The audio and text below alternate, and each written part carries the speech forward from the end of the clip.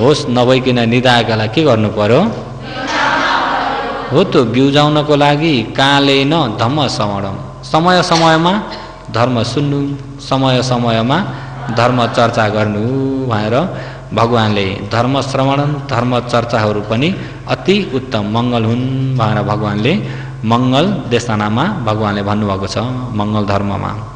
त्यसकारणले अहिले धर्म श्रवण गर्दाखेरि पनि धर्म श्रवण गर्ने परिषदहरूले राम्रो ध्यान दिएर सुन्दै मनन गर्दै ध्यान दिएर सुन्दै मनन गर्दै धर्म भन्ने कुरा सबै शरीरमा छ है बाहिर छैन। धर्म बाहिर छ कि शरीरमा यो सबै शरीरको विषयलाई जान्ने गरी सुन्ने हो धर्म सुन्ने भन्ने कुरा र शरीरको विषय अहिले भइएका यिनी घरेलु मामला भए ज्ञाति मामला भयो छिमेकी मामला भए सामाजिक मामला राजनैतिक मामला यिनी सबै आफूमा परि आउँछन् कि आउँदैनन् यी सबै परि आउँछन्। तर जुनै समस्या परि आए तापनि आफू होशियारी भएर बसेको छ भने होशियारी व्यक्ति दिन प्रतिदिन मृत्युमा जाँदैछ भने पनि उसको होसले डोराउँदै मृत्युबाट छुटकारा हुने मार्गतिर तान्छ। होशियारी नभएको व्यक्ति यत्तिकै बगिरहेको छ भने मृत्युमा गइरहेको छ तर उसलाई थाहा नै छैन। हामी पर नसोचिकन बोधिसत्व अन्तिम भवमा बोधिसत्वको अन्तिम भवमा नाम के हो अरे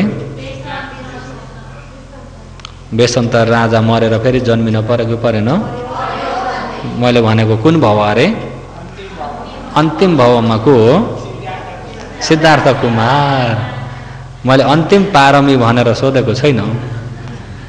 त्यही भएर धर्म सुन्दाखेरि पनि निन्द्राभित्रबाट नसुन्नु धर्म सुन्दाखेरि पनि बिउजेर सुन्नु। कसरी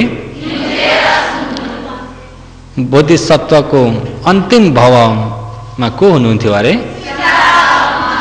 सिद्धार्थ कुमार। सिद्धार्थ कुमारको इतिहासलाई अलिकति हेर्ने भने सिद्धार्थ कुमारको इतिहास हेर्ने भने त बौडौँ हेर्ने भने यत्र त 6वटा पुस्तक छन् र त्यो 10 दिन होइन त्यो वर्षभरि भनेर पनि सकिँदैन।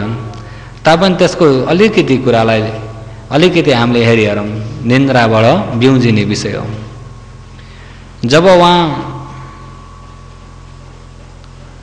16 वर्षको उमेरमा गृहस्थी भइसके पश्चात उहाँलाई 3 प्रकारका राजमहल 3 ठाउँमा उहाँको लागि महल बनेका थिए उहाँको रजाई लिनको लागि। ती 3 ठाउँको रजाई भोग गरेको बेलामा 3 ठाउँको रजाई राम्रो प्रकारले भोग गरेको बेलामा म ध्यान भावना आचरण गर्नुपर्छ म छुटकारा हुने मार्गमा लाग्नुपर्छ भन्ने कुरा मनमा आएन। त्यो बेलामा त्यो होस मनमा राजाले मनमा त्यो झसङ्ग भन्ने हुन्छ कि भनेर त्यो झसङ्ग नहुनको लागि कतै जानु पर्दाखेरि पनि बाटो सफाई गरिदिन्थे। त्यतिखेरको बाटो सफाई चाहिँ वृद्ध व्यक्ति देखा नपर्नु रोगी व्यक्ति देखा नपर्नु राजाको। किन वृद्ध व्यक्ति रोगी व्यक्ति अनि मरेका व्यक्ति अनि सन्त यिनी निमित देखेर चाहिँ उहाँ जङ्गल पस्नुहुन्छ भनेर राजालाई त्यो कुरा पहिल्यै ज्योतिषबाट पनि थाहा भइसकेको थियो। त्यसो त वृद्ध तर्काइदिन्थे रोगी तर्काइदिन्थे मृत्यु भएका व्यक्ति तर्काइदिन्थे। अनि उहाँ हिँड्ने बाटामा सधैँभरि तन्दरी तगडा मात्रै बाटामा हुन्थे। अनि उहाँको मनमा जन्मेपछि मर्न पर्छ भन्ने तक पनि थिएन त्यो पनि थाहा थिएन त्यतापट्टि सोच्नु भएको पनि बगिराख्नु भएको थियो। के हुनुभएको थियो बगिराख्नु भएको थियो। त्यसरी बग्दै बग्दै बग्दै कहाँसम्म पुग्नुभयो भन्दा 29 वर्षको उमेरसम्म 29 वर्षको उमेरसम्म बग्दाखेरि राजाले बाटो सफाई गर्नाले उहाँलाई त संवेज्ञान हुने कुरा नै कतै भएन। त्यतिखेर आएर धर्म देशना गरिदिने व्यक्ति पनि कोही पनि 4 आर्य सत्य बुझाउने व्यक्ति पनि कोही पनि थिएनन्।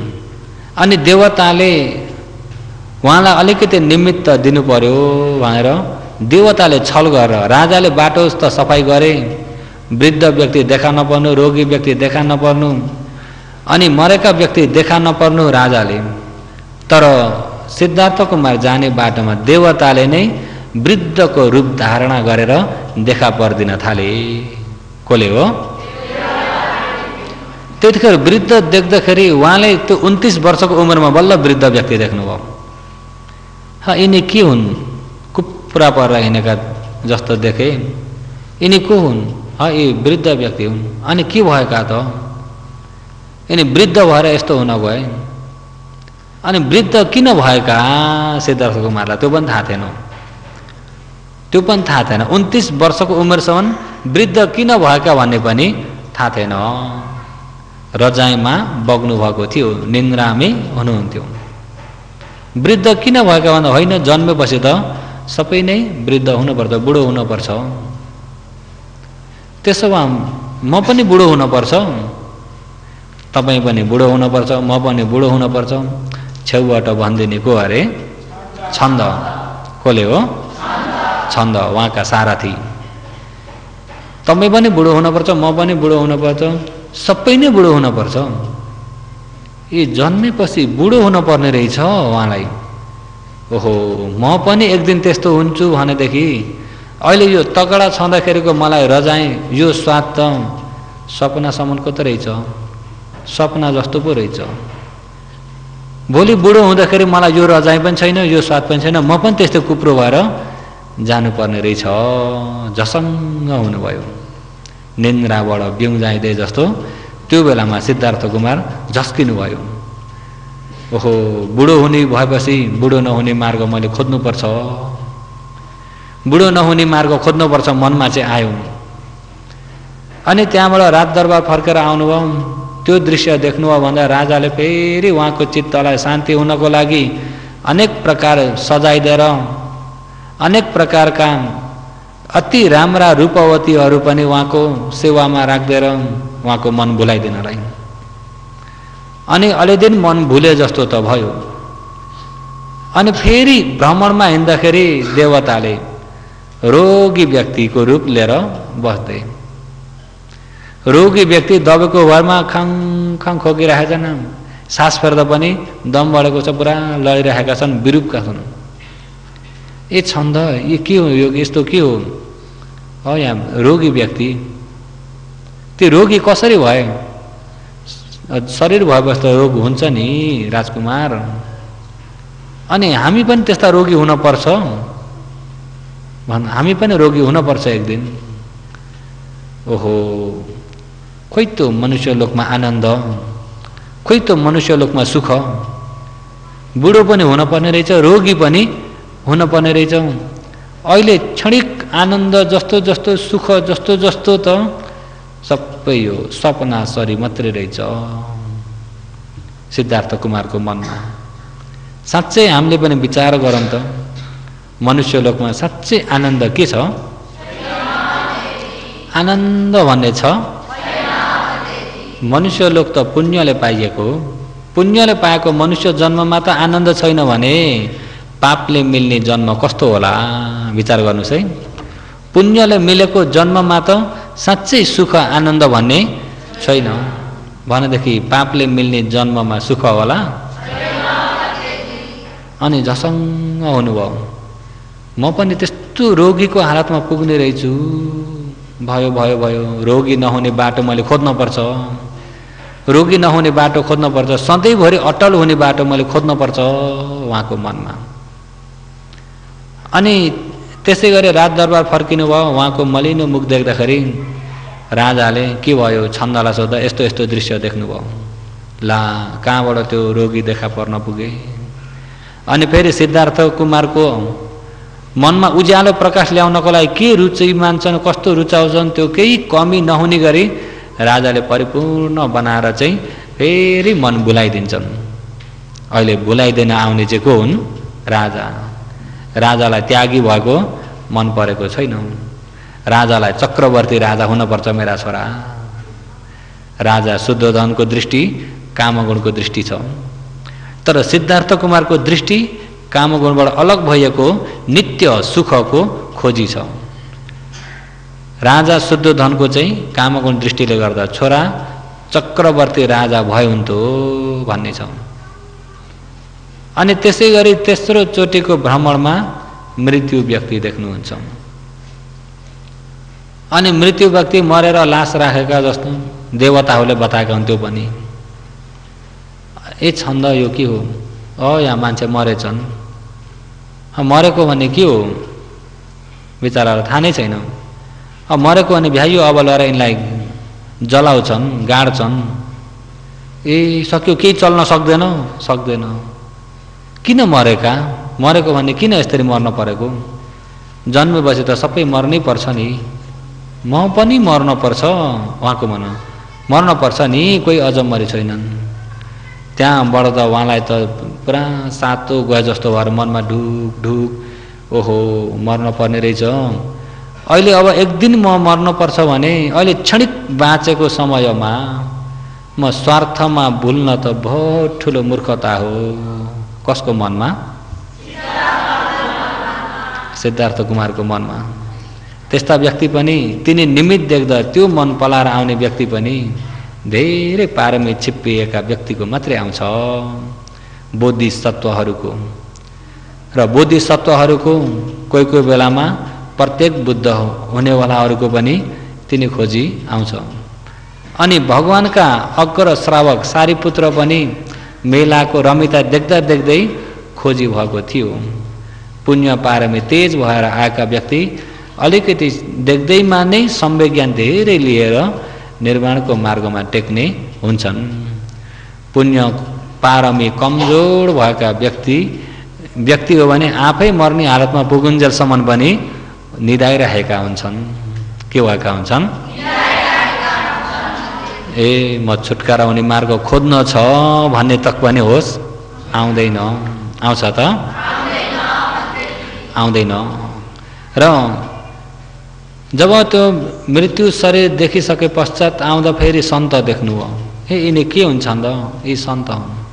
यसो हेर्दाखेरि शान्तिपनाका छन्। उनको अनुहार उज्यालो छ, अनुहार उज्यालो छ, शीतल जस्तो छ अनुहार, देख्दै शान्ति हुने। कुनै अनुहारमा लोभको रेखी पनि देखिँदैन। मलाई यस्तो चाहियो, उस्तो चाहियो, यस्तो गर्न पाए, यो गर्न पाए, यति कमाइ गर्न पाए, यस्तो गर्न पाए भन्ने पनि छैन। अनि कोहीसँग चित्त नबुझेर मनमा चाहिँ अँधेरो भएर अशान्ति भएर बसेको पनि अनुहारमा छैन। शान्ति मार्ग त यो रहेछ। उहाँले त्यतिखेर त्यो सम्वेज्ञान लिएर अनि राति नै गृह त्याग गरेर जानुहुन्छ। उहाँलाई त्यो बेलामा निदाइरहेको बेलामा नम्बर 1 वृद्ध व्यक्ति, बुढो व्यक्ति, 2 मा रोगी व्यक्ति, 3 मा मरेको व्यक्ति, 4 मा सन्त। यिनी 4वटा निमित्तले नै उहाँलाई जगाइदियो। तिनी 4वटा निमित्त तपाईँ हामीले देख्यौ कि देखे छैन? देख्यौ कि देखे छैन? ती निमित्त देखेको बेलामा कतिको जगाउँछ? अलिकति सम्वेज्ञान दिन्छ? सम्वेज्ञान दिन्छ कि दिन्न? कति बेर अडिन्छ? तर उहाँको सम्वेज्ञान कति तक भयो भने जबसम्म म सम्मा सम्बुद्ध ज्ञान पाउँदिनँ, जबसम्म म जाति जरा व्याधि मरणको यो दुःखबाट छुटकारा हुँदिन, तबसम्म म एकरो मार्ग खोजी गर्छु भनेर सम्पूर्ण त्यागेर जानुभयो उहाँको सम्वेज्ञानले। जब त्यागेर जानुभयो, खोजी त गर्नुभयो, त्यतिखेर खोजी गर्ने व्यक्ति पनि थिए, गुरु गर्ने व्यक्ति पनि थिए। खोजी गर्ने व्यक्ति पनि थिए, गुरु गर्ने व्यक्ति पनि थिए। अनि गुरु गर्ने व्यक्तिमा मैले जान्दिनँ भन्ने थिए कि जान्दछु भन्ने थिए होला? जान्दछु भन्ने थिए। अनि गुरु गर्ने व्यक्तिहरूमा उहाँ जानुभयो, उहाँको शिक्षालाई अध्ययन गर्नुभयो, आलर ऋषि अध्ययन गर्नुभयो। समापद पनि पुरा छैन, 7 समापद। उदक रामपुत्र उहाँको शिक्षालाई विचार गर्नुभयो, उहाँको लौकिक समापद मात्रै सिद्धि छन्, 8 समापद। समापद भन्ने बुझ्नुहुन्छ नि? समापद भन्ने बुझ्नुहुन्छ? म्याम्माले भन्ने भने तम्मापा तम्मापा भन्ने बुझ्नुहुन्छ? तम्मापा सेप्पा भन्ने बुझ्नुहुन्छ? अहिले रूप समापद चावडा, अरूप समापद चावडा जोड्दाखेरि कति भयो? र ती समापद मात्रै छ, लौकिक समापद, लोकोत्तरको छैन। अहिले त्यो समापदको बारेमा म धेरै त भन्न चाहन्न, अलिकति संक्षेपमा भन्ने हो भने समापद भनेको प्रथम ध्यान सिद्धि भयो भने रूप समापद हो, त्यो एक समापद भयो। द्वितीय ध्यान सिद्धिको 2 समापद, तृतीय ध्यान सिद्धिको 3 समापद, चतुर्थ ध्यान सिद्धिको रूप समापद चावडा हिँड्नु भयो। अनि उता अरूप ध्यान आकाशानञ्च यतना ध्यानबाट रूप समापद चाहिँ रूप निमित्तबाट गइएको ध्यान, रूप निमित्तबाट र रूप नभइएको आड लिएर जाने 2 प्रकारको। रूप निमित्त भन्ने बुझ्नुहुन्छ? अहिले जस्तै ध्यान बस्ने व्यक्तिमा रूप निमित्त लिने व्यक्ति पहिलाका ऋषिमुनिहरू सुन्नुभएको छ नि? पहिलाका ऋषिमुनिहरू यो समापद बुझेका ऋषिमुनिहरू, जस्तै कि एउटा मट्टीलाई रातो रङ्ग्याए, रातो पनि रङ्ग्याउँछन्, सेतो पनि रङ्ग्याउँछन्, निलो कालो हरियो आफूलाई मन पर्दो रङ्ग्याएर अनि ठिक्क बुट्टामा यसरी राखे, अनि राखेर त्यसलाई हेरे, बसेर पनि हेर्न हुने, उठेर पनि हेर्न हुने गरी एककोरो हेरे। आँखा पनि त्यही, मन पनि त्यही रातोमा, आँखामा पनि त्यही रातो, मनले पनि रातो रातो रातो, त्यसरी एककोरो दिनभरि हेरे। अँधेरो अवस्था अब देखिन्छ त? दिनभरि हेरेको रातोले आँखा चिम्लिने बित्तिकै के भयो? रातो।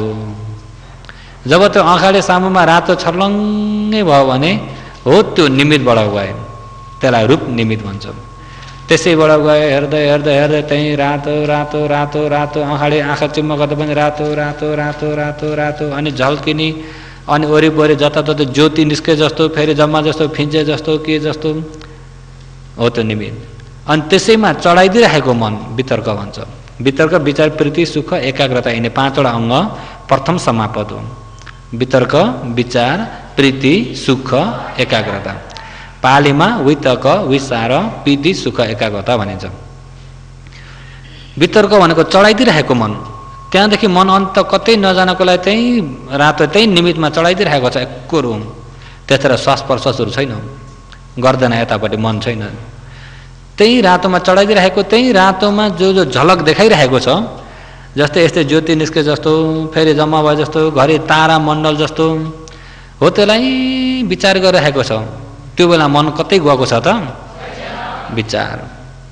अनि त्यसमा जब मन कतै नगएकोले गर्दाखेरि मन सङ्लो सङ्लो सङ्लो हुँदै आउँदाखेरि हलुङ्गो भएर गदगति हुन्छ, त्यसलाई भन्छ प्रीति हो। त्यो गदगति भएको पछि के हुन्छ त भन्दा कतै दुख्ने पोल्ने कतै छैन, यो शरीर पनि छैन जस्तो,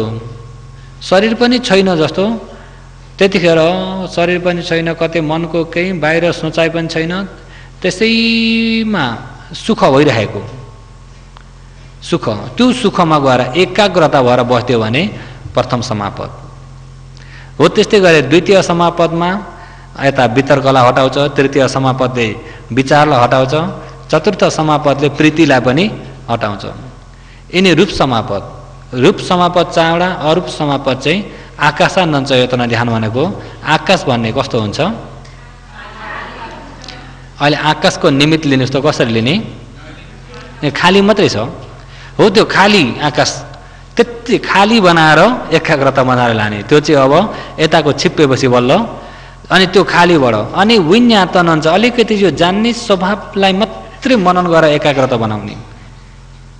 त्यसो गर्दा गर्दै गर्दा गर्दै नैव संज्ञा नसंज्ञायतना ध्यान, जान्ने स्वभाव तक पनि नभइकन यत्तिकै एकाग्र बनाउनलाई बल गरेर सिद्धि गर्ने, तिनी अरूप समापद चावडा। रूपका चावडा अरूपका चावडा गर्दा समापद कति भए? 8 समापद हो। त 8 समापद मात्रै सिद्धि गरेका छन्, तर ती 8 समापद नै निर्वाणको मार्ग होइन। त्यति समाधि तेज भयो, ती 8 समापद नै निर्वाणको बाटो होइन। किन ऊ समाधिको बाटो हो, ध्यानको बाटो। निर्वाण जाने ज्ञानको बाटो, निर्वाण जाने ज्ञानको बाटो। अब यो समापतले मर्यो भने ब्रह्मलोक पुगिन्छ, ब्रह्मलोक त पुगिन्छ, तर ब्रह्मलोक पुगे पनि ब्रह्माजी भएर उत्पत्ति भए तापनि ब्रह्माजी पनि मर्न पर्छ। अलि दिन ब्रह्माजीको सुख आनन्द भए तापनि फेरि मर्न पर्छ भने त्यो अलि दिनको सुख के गर्ने? चाहिएन, विमुक्ति सुख मात्रै चाहियो। कुनैबाट नमुछिएको, कुनै बन्धन नभइएको, जाति जरा मरण नभइएको विमुक्ति सुख मात्रै चाहियो भनेर सिद्धार्थ कुमार तिनलाई पनि त्यागेर उर्बेली वनमा आफै खोजी गर्दै आचरण गर्नुहुन्छ। अब अरूलाई सोधा मैले जानेछु त भन्छन्, तर साँच्चैमा जान्दैनन्, सही जानेका होइनन्। जानेछु त भन्छन्, तर साँच्चैमा जानेका, सही जानेका चाहिँ छैनन्। त्यसो हुँदा जानेछु भन्ने त धेरै छन् कि छैनन्? सही जान्ने र आधुनिकमा पनि हेर्ने भने जानेछु भन्ने त हो, त जानेछु भन्नेलाई पनि ट्यामट्याममा बिउजाउन पर्छ। कति जानेछुमै बगिरहेकालाई के गर्नुपर्छ? योगीहरूलाई के गर्नुपर्छ? कोही जानेछु भनेर बगिरहेकालाई पनि बिउजाउन पर्छ। धर्म सुन्दै जाँदा नजानेका कुरा कति आउँछन्। ए मैले त जानेको रहेनछु, झसङ्गै त बनाउन पर्यो कि परेन? नजानेकालाई जान्न बुझ्नलाई कल्याण हुन्छ, अलिअलि जानेर प्रष्ट नभएकालाई प्रष्ट बुझ्नको लागि कल्याण हुन्छ, अनि जानेछु भनेर बसेकालाई चाहिँ बिउजाउनको लागि कल्याण हुन्छ।